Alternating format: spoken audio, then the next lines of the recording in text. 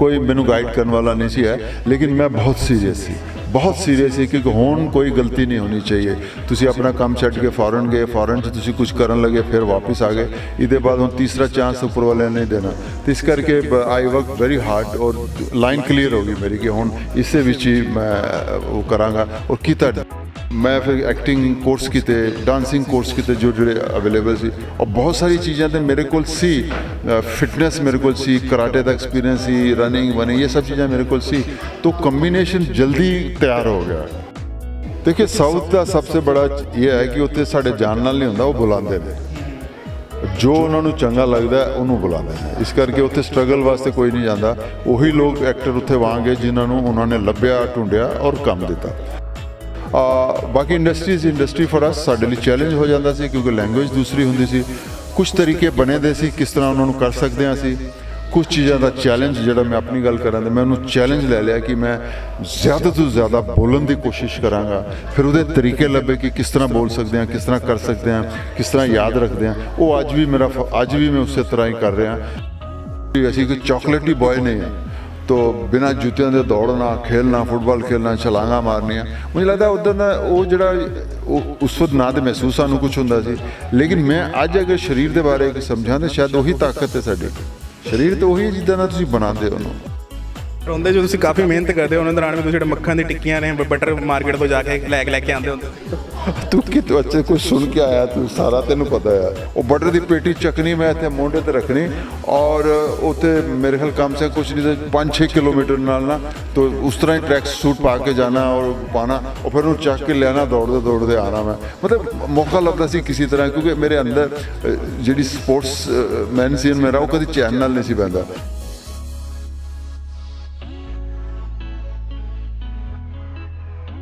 Hello नमस्ते सत श्री अकाल दोस्तों, मैं ਤੁਹਾਡਾ ਦੋਸਤ ਹਰਦੀਪ ਦੂ और ਤੁਸੀਂ देख रहे हो लुधियाना लाइव। सो दोस्तों ਤੁਹਾਨੂੰ ਉਸ ਪਰਸਨ ਦੇ ਨਾਲ ਮਿਲਵਾਉਣ ਲੈ ਕੇ ਜਾ ਰਹੇ ਹਾਂ ਜਿਨ੍ਹਾਂ ਦੀ ਮੂਵੀਜ਼ ਨੂੰ ਤੁਸੀਂ ਬਹੁਤ ਸਾਰਾ ਪਿਆਰ ਦਿੱਤਾ ਹੈ। ਭਾਵੇਂ ਤੁਸੀਂ ਹਿੰਦੁਸਤਾਨ ਦੇ ਕਿਸੇ ਵੀ ਕੋਨੇ ਤੇ ਰਹਿੰਦੇ ਹੋ, ਹਰ ਕੋਈ ਉਹਨਾਂ ਨੂੰ ਬਹੁਤ ਹੀ ਜ਼ਿਆਦਾ ਪਿਆਰ ਕਰਦਾ ਹੈ, ਕਿਉਂਕਿ ਮਾਂ ਬੋਲੀ ਦਾ ਹਰ ਕੋਈ ਰਿਸਪੈਕਟ ਕਰਦਾ ਤੇ ਉਹਨਾਂ ਨੇ ਸ਼ਾਇਦ ਕੋਈ ਇਹੋ ਜਿਹੀ ਮਾਂ ਬੋਲੀ ਹੋਏਗੀ ਜਿਸ ਮੂਵੀ ਦੇ ਵਿੱਚ, ਜਿਸ ਲੈਂਗੁਏਜ ਦੇ ਵਿੱਚ ਕਹਿ ਸਕਦੇ ਹੋ ਕਿ ਉਹਨਾਂ ਨੇ ਫਿਲਮ ਨਾ ਕੀਤੀ ਹੋਵੇ। ਸੋ ਜ਼ਿਆਦਾ ਸਮਾਂ ਨਾ ਲੈਂਦਾ ਤੁਹਾਡੀ ਗੱਲ ਕਰਾਉਣਾ ਜੀ ਮੁਕੇਸ਼ ਰਿਸ਼ੀ ਸਰ ਦੇ ਨਾਲ। ਸਤਿ ਸ਼੍ਰੀ ਅਕਾਲ ਸਰ। ਸਤਿ ਸ਼੍ਰੀ ਅਕਾਲ ਤੁਹਾਨੂੰ ਵੀ, ਤੁਹਾਨੂੰ ਸਾਰਿਆਂ ਨੂੰ ਸਤਿ ਸ਼੍ਰੀ ਅਕਾਲ। So welcome to Ludhiana live. ਕਿੱਦਾਂ ਲੱਗ ਰਿਹਾ ਸਭ ਤੋਂ ਪਹਿਲਾਂ ਦੱਸੋ ਲੁਧਿਆਣਾ? ਵਧੀਆ ਵਧੀਆ यार, ਅਸੀਂ ਪਿਛਲੇ ਕਈ ਦਿਨਾਂ ਦਾ ਪੰਜਾਬ ਹੀ ਘੁੰਮ ਰਹੇ ਹਾਂ, ਬੜਾ ਮਜ਼ਾ ਆ ਰਿਹਾ।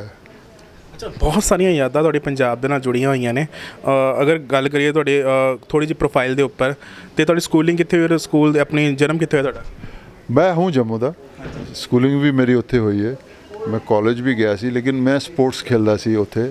तो उस वक्त उन्होंने दिनों स्पोर्ट्स साढ़े जम्मू के नज़दीक पंजाब ही पैंदा सी, या लुधियाना समझा जाता सी, या चंडीगढ़। तो मैं चंडीगढ़ पहुंचा गवर्नमेंट कॉलेज में एडमिशन ली, और स्पोर्ट्स कोटे च ही मैंने एडमिशन मिली। मैं क्रिकेट खेलता सी, तो मेरा रिश्ता फिर बहुत पुराना चला जाता है चंडीगढ़ और पंजाब के नाल, और बहुत इंटरस्टिंग टाइम मैं इत्थे गुजारे दा। और ਉਹਦੇ ਨਾਲ ਹੀ ਚੀਜ਼ਾਂ ਜੁੜੀਆਂ ਸੀ। ਜਦੋਂ ਅਸੀਂ ਫਿਲਮ ਦਾ ਸੋਚਿਆ ਬਣਾਉਣ ਦਾ, ਤੇ ਕੰਪਨੀ ਦਾ ਨਾਂ ਰੱਖਣਾ ਸੀ, ਤੇ ਦੋਸਤਾਂ ਨਾਲ ਗੱਲ ਕੀਤੀ, ਤੇ ਉਹ ਕਹਿੰਦੇ ਨਾਂ ਕੀ ਲੱਭਦਾ ਮੈਂ, ਗੇੜੀ ਰੂਟ ਰੱਖ ਦੇ। ਤਾਂ ਗੇੜੀ ਰੂਟ ਸੀ ਸਾਡੀ ਇੱਕ ਜਗ੍ਹਾ ਸੀ, ਹੈ ਉਹ ਯੂ ਟਰਨ ਸੀ, ਲੇਕਿਨ ਅਸੀਂ ਉੱਥੇ ਸ਼ਾਮੀ ਖੜ੍ਹੇ ਹੁੰਦੇ ਸੀ। तो असी उन्होंने रजिस्टर करवाया, तो गेड़ी रूट ना दी बहुत चीज़ा ने, लेकिन गेड़ी रूट फिल्म्स नहीं सी है, वो मिल गया सानू। तो नाम भी असी वही चुनिया जिथे असी अपना खड़े रहंदे सी, गपशप मारते सी। तो काफ़ी इंटरस्टिंग चीज़ा हैगियां ने। शायद उससे वो जो मैं अपने अंदर वो चीज़ा नहीं कढ़ सकता, मैं पंजाबी हाँ, मैं नहीं कढ़ सकता। मैं जिस माहौल च रहा, फिर एक्टर बनने के बाद, इन्ने साल के बाद मैं कुछ अगर करना चाहवा तो की करा। तो मेरी पहली आवाज़ है कि पंजाबी फिल्म बनानी है, क्योंकि राघव न तो मैं देख ही रहा सी, ट्रेनिंग कर ही रहे थे असी, तो एक फिल्म बनाने पंजाबी। दोस्तों नाल गल की तो उन्होंने आइडिया बहुत अच्छा लगा। मैं कहा यार राघव न लॉन्च कर दें, तो उन्होंने भी अच्छा लगा। और राघव का ना फिल्म तो वो बनानी सी जो जिस भी लैंग्वेज बनाते, लेकिन मैंने सब तो अच्छी खुशी की नज़र आ रही थी कि राघव एक ऐसा पंजाबी है जो बॉम्बे पैदा हुआ है, उस माहौल च रहा है। मैं उन्होंने एज ए एक्टर अगर पंजाबी लैके आना, तो वो पंजाबी नू समझेगा, पंजाबी की तरह फील करेगा, और बैटर पंजाबी नू बोलेगा, कल्चर देखेगा, पंजाब विच रहेगा।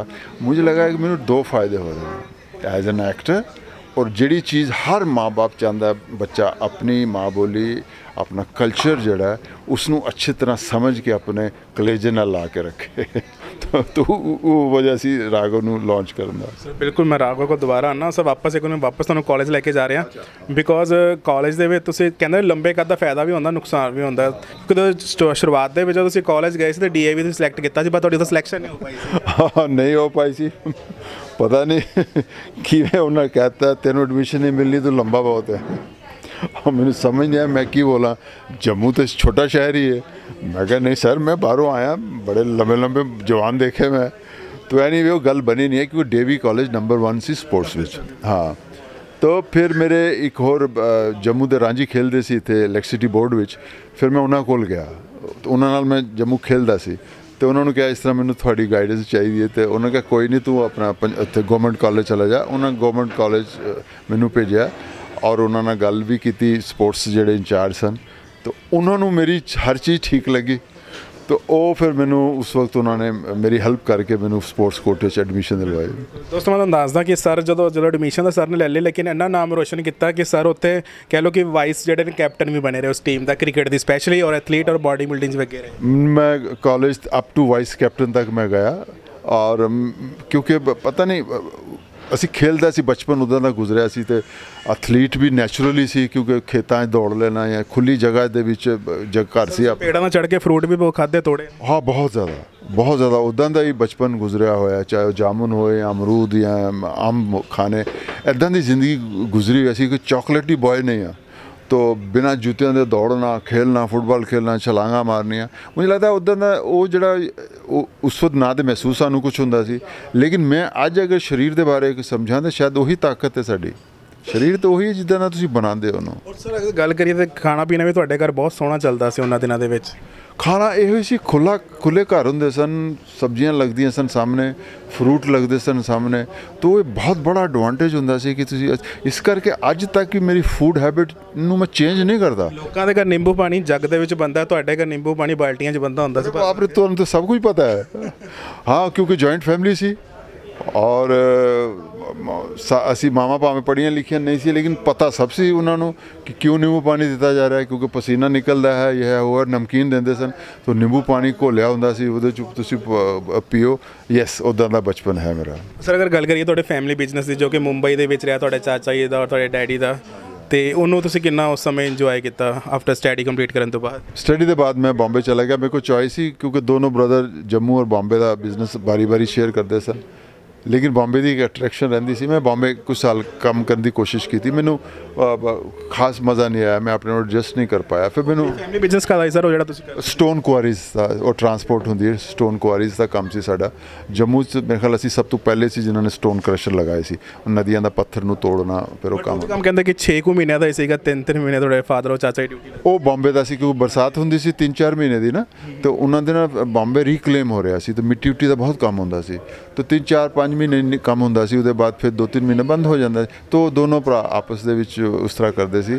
मैं बॉम्बे आया तो उस मैं कोशिश की थी उत्थे क्रशर वगैरह दी लेकिन मैनू नहीं समझ आ रही सी कोई चीज़ फिर मैनू बाहर जाने का मौका मिला जी मेरी वाइफ ने वो मेरी गर्लफ्रेंड भी सी कॉलेज असी नाल कॉलेज में पढ़ते सी मैं फिजी आइलैंड चला गया उन्होंने बुलावे ते फिर उतों न्यूजीलैंड चला गया न्यूजीलैंड जाके मैं फैशन शोज़ करने लगा फैशन शो जब करने लगा तो सर मैं टोकन लगा फैशन शो तो पहला तुसीं एक सर एजेंसी च काम भी करते गोडाउन ਦੇ ਵਿੱਚ हाँ वो अपना की कहते हैं store manager I think store manager bearing का SKF बैरिंग का और बैरिंग की मैंने थोड़ी नॉलेज सी क्योंकि ट्रक वक होंगे सी ना अपने तो सानू पता सी बैरिंग ये वो सब क्रैशर सारी चीज़ें पता सी तो जब मेरा उन्होंने टेस्ट लिया तो मैं उन्होंने दसिया तो इंप्रैस हो गए बड़ी नॉलेज है इसकी तो उस हिसाब ਨਾਲ ਮੈਨੂੰ स्टोर मैनेजर ਦਾ ਗੱਲ ਹੈ ਕਿ ਕਹਿੰਦੇ ਨੇ ਕਿ ਪੰਜਾਬੀ ਹਰ ਕੰਮ ਵਿੱਚ ਅੱਗੇ ਹੁੰਦਾ ਜਦੋਂ ਤੁਹਾਨੂੰ ਉਹ ਵੀ ਕੰਮ ਦਿੱਤਾ ਗਿਆ ਤਾਂ ਉਹ ਵੀ ਕੰਮ ਤੁਸੀਂ ਬਹੁਤ ਸੋਹਣੇ ਤਰੀਕੇ ਨਾਲ ਕੀਤਾ ਜਿਹੜਾ ਕੰਮ ਕਹਿ ਲਓ ਕਿ ਇੱਕ ਅਗਰ ਡੱਬਾ ਖੁਲਾਉਣ ਦੇ ਵਾਸਤੇ ਅਗਰ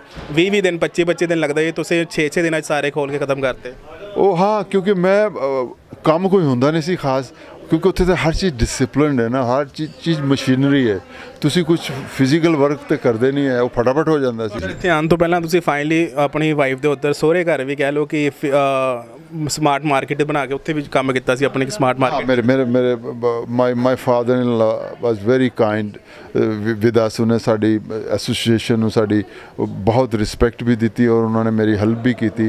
उन्होंने बिजनेस हुई सुपरमार्केट्स का बिजनेस ही, उन्होंने उहदे च भी मेरी हेल्प की उन्होंने, लेकिन मैं उहदे च कामयाब नहीं होया। ਪਰ ਉਹਦੇ 'ਚ ਤੁਸੀਂ ਕਾਫੀ ਮਿਹਨਤ ਕਰਦੇ ਹੋ, ਉਹਨਾਂ ਦੌਰਾਨ ਵੀ ਤੁਸੀਂ ਜਿਹੜੇ ਮੱਖਣ ਦੀ ਟਿੱਕੀਆਂ ਨੇ ਬਟਰ ਮਾਰਕੀਟ ਤੋਂ ਜਾ ਕੇ ਲੈ ਕੇ ਆਉਂਦੇ ਹੁੰਦੇ ਸੀ। तू कि तू अच्छे कुछ सुन के आया, तू सारा तेन पता है। हाँ हाँ, क्योंकि शरीर दे विच मतलब स्पोर्ट्समैन से सारा दौड़ना उड़ना तो कुछ करदा नहीं, कुछ पूरा नहीं सी हुंदा उस हिसाब नाल, ड्यूटियां वध गईयां तो मैं कई काम इस तरह कर लैंदा सी कि काम भी हो जाता सी और मेरी एक्सरसाइज भी हो जाती सी। ਉਹ ਬਟਰ ਦੀ ਪੇਟੀ ਚੱਕਣੀ ਮੈਂ ਇੱਥੇ ਮੋਢੇ 'ਤੇ ਰੱਖਣੀ ਔਰ ਉੱਥੇ ਮੇਰੇ ਖਿਆਲ ਕਮ ਸੇ ਕੁਛ ਨਹੀਂ ਤਾਂ 5-6 ਕਿਲੋਮੀਟਰ ਨਾਲ ਨਾ तो उस तरह ही ट्रैक सूट पा के जाना और पाना और फिर उन्हें चक के लिया दौड़ते दौड़ते आना। मैं मतलब मौका लगता सी किसी तरह, क्योंकि मेरे अंदर जी स्पोर्ट्स मैन सीन मेरा वो कभी चैन नाल नहीं सी पैंदा, तो ये सारे सब चीज़ां होंदियां रहियां। दर्शक सोच रहे होने कि हले तक तो स्पोर्ट्समैन घूमदा ही पिया सड़कों ते, पर हीरो कदों बने। मैं दसदा कि इसका जिहड़ा बीज है वो न्यूजीलैंड दे विच लग्गिया ਜਦੋਂ सर ने काम के दौरान एक एजेंसी ते जाके रैंप वॉक की और उस तो बाद सेम टाइम ते शाम ਨੂੰ ਉਹਨਾਂ ਨੂੰ कॉल भी आ गई कि भाजी ਤੁਸੀਂ ਆ ਜਾਓ ਇਸ ਮਾਰਕੀਟ ਦੇ ਵਿੱਚ, ਇਸ ਸ਼ਾਪ ਤੇ ਪਹੁੰਚ ਜਾਓ। ਉਸ ਤੋਂ ਅੱਗੇ ਕੀ ਹੋਇਆ ਭਾਜੀ ਦੱਸਦੇ।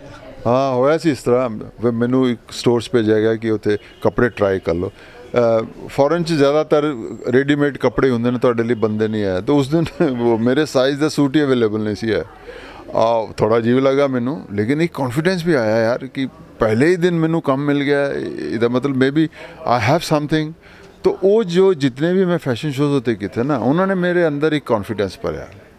जिंदगी में हर बच्चा एक अपने अपनी तरह की स्ट्रगल करता है, कई सीधे रस्ते चल जाते हैं शुरू तो।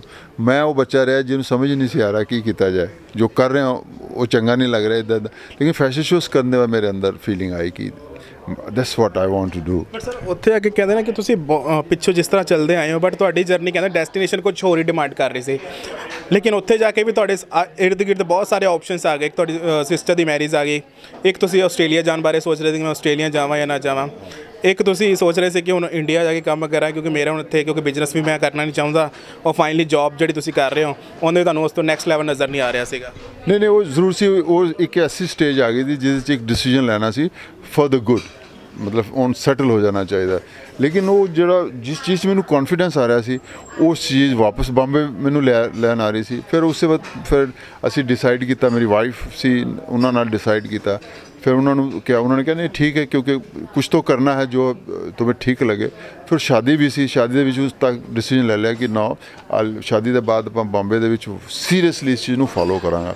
और सीरीयसली मतलब ये सी कि मैं फिर एक्टिंग कोर्स किए, डांसिंग कोर्स किए जो जोड़े अवेलेबल सी, और बहुत सारी चीज़ें तो मेरे को सी, फिटनेस मेरे को सी, कराटे का एक्सपीरियंस सी, रनिंग वनिंग ये सब चीज़ें मेरे को सी। तो कॉम्बिनेशन जल्दी तैयार हो गया। ये भी एडवांटेज है, जी चीज़ छोटी थोड़ा थोड़ा किया सब उस वक्त मैनू दिख इंज लग रहा है कि सब इकट्ठा हो गए। मैनू ਤੁਹਾਨੂੰ ਇਹ ਨਹੀਂ ਪਤਾ ਸੀ ਕਿ ਐਕਟਿੰਗ ਦੀ ਸ਼ੁਰੂਆਤ ਮੈਂ ਕਿੱਥੋਂ ਕਰਾਂ, ਕੋਈ ਤੁਹਾਡੇ ਕੋਲ ਉਹ ਨਹੀਂ ਸੀਗਾ, ਕੋਈ ਕਰਤਾ ਧਰਤਾ ਨਹੀਂ ਸੀ ਜਿੰਦੇ ਕੋਲ ਤੁਸੀਂ ਜਾਓ ਤਾਂ ਮੈਨੂੰ ਦੱਸੋ ਕਿ ਮੈਂ ਕਿੱਦਾਂ ਸ਼ੁਰੂਆਤ ਕਰਾਂ।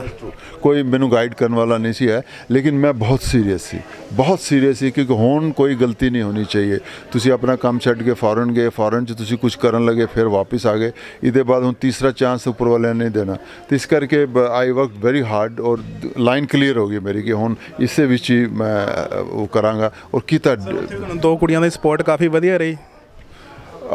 ਫਸਟ ਐਡ ਥੋੜੀ ਜਿਹੜਾ ਫਾਈਨਲ ਹੋਈ नहीं वहाँ ਜਿਹੜੇ ਮੇਰੇ ਕੋਰਸ ਮੇਟ ਸੀ ਉਹਦੇ ਵਿੱਚ ਸੀਰੀਅਸਲੀ ਕਰਾਉਂਦੇ ਸੀ ਸਾਨੂੰ, ਉਹ ਵੀ ਸੀਰੀਅਸ ਸੀ। ਤੇ ਇੱਕ ਸਮਾਂ ਮੈਨੂੰ ਯਾਦ ਹੈ ਕਿ ਅਸੀਂ ਉਹ ਇਨਵੋਲਵ ਹੋ ਗਏ, ਜੋ ਉਹਨਾਂ ਨੇ ਸਾਨੂੰ ਹੋਮਵਰਕ ਦਿੱਤਾ ਅਸੀਂ ਉਹ ਕਰਦੇ ਪਏ ਸੀ। ਉਹਦੇ ਵਿੱਚ ਦੇ ਰਿਅਲਾਈਜ਼ ਕਿ no I started getting involve in the character. ਫਿਰ ਉਹਨਾਂ ਨੇ ਮੈਨੂੰ ਕਿਹਾ कि Mukesh you can try and go outside, तो आपको मिलना चाहिए लोगों से। प्रियदर्शन जी वास्ते की कहना चाहोगे तुसीं? वंडरफुल एक्सपीरियंस, मैं कभी भुल नहीं सकता। जिस प्यार नाल उन्होंने मैनू रोल दिता और जिस प्यार नाल उन्होंने निभाने का मौका दिता, और टोटली उन्होंने किया, मैं कुछ नहीं किया।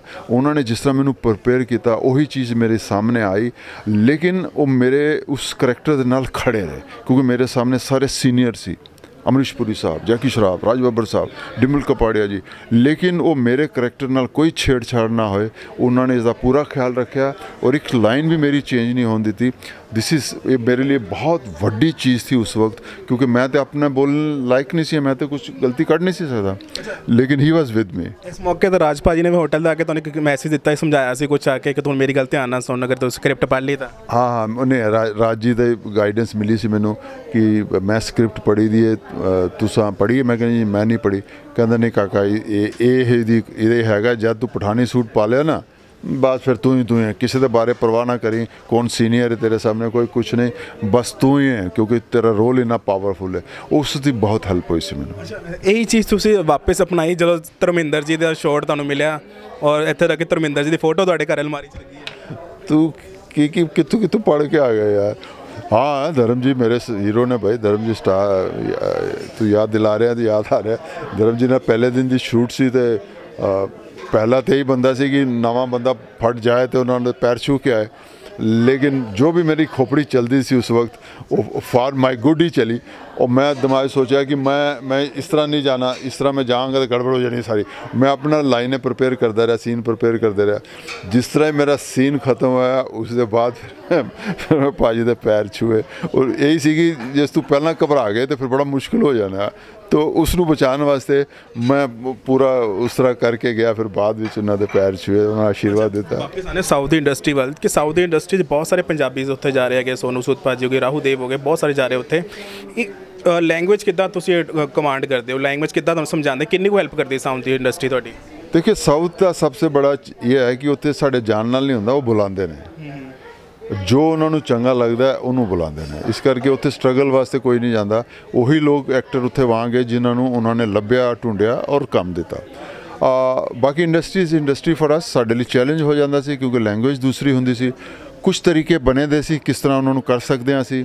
कुछ चीज़ों का चैलेंज जो मैं अपनी गल करा तो मैं उन्होंने चैलेंज ले लिया कि मैं ज़्यादा तो ज़्यादा बोलने की कोशिश कराँगा, फिर वो तरीके लभे कि किस तरह बोल सकते हैं, किस तरह कर सकते हैं, किस तरह याद रखते हैं। वो अज भी मैं उस तरह ही कर रहा, लेकिन उस चैलेंज ने सानू ना कभी अपने अंदर ओवर कॉन्फिडेंट नहीं होने दिता कि मैनू आंदा है, क्योंकि दो लाइनां इन्नियां भारी पै जांदियां ने दूसरी लैंग्वेज दियां कि हिल जाओ तुसी, तो हमेशा असी अलर्ट रहने। तो वो चीज़ का फायदा होया कि तुसी अंडर एस्टीमेट नहीं करते किसी नूं, तुसी हमेशा अपने उस दिन के काम नूं एक ध्यान नाल देखदे हो कि मैनू बेस्ट ऑफ माई एबिलिटी करके ही जाना है। ਤੁਸੀਂ ਅਕਸਰ ਇਹ ਵੀ ਚੀਜ਼ ਦੱਸਦੇ ਕਿ ਉੱਥੇ ਜਿਹੜੀ ਇੰਡਸਟਰੀ ਆਪਣੇ ਲੋਕਾਂ ਨਾਲ ਬਹੁਤ ਉਹਨਾਂ ਦਾ ਪਿਆਰ ਹੈਗਾ, ਇਸ ਕਰਕੇ ਉਹ ਜਿਹੜਾ ਵਾ ਜਦੋਂ ਬਲੌਕਬਸਟਰ ਜਾਂਦੀ ਕੋਈ ਵੀ ਮੂਵੀ ਉਹਨਾਂ ਦੀ ਹੋਵੇ, ਪਰਿਵਾਰਿਕ ਬਹੁਤ ਮੂਵੀ ਬਣਦੀਆਂ ਉਹਨਾਂ ਦੀਆਂ। ਔਰ ਇੱਥੇ ਤੱਕ ਕਿ ਤੁਸੀਂ ਦੱਸਿਆ ਕਿ ਉਹ ਐਵਰੀ ਸੰਡੇ ਜਿਹੜਾ ਬਿਰਿਆਨੀ ਉਹਨਾਂ ਦੇ ਉੱਥੇ ਘਰ ਚੱਲਦੀ ਹੈ ਉਹਨਾਂ ਦੀ।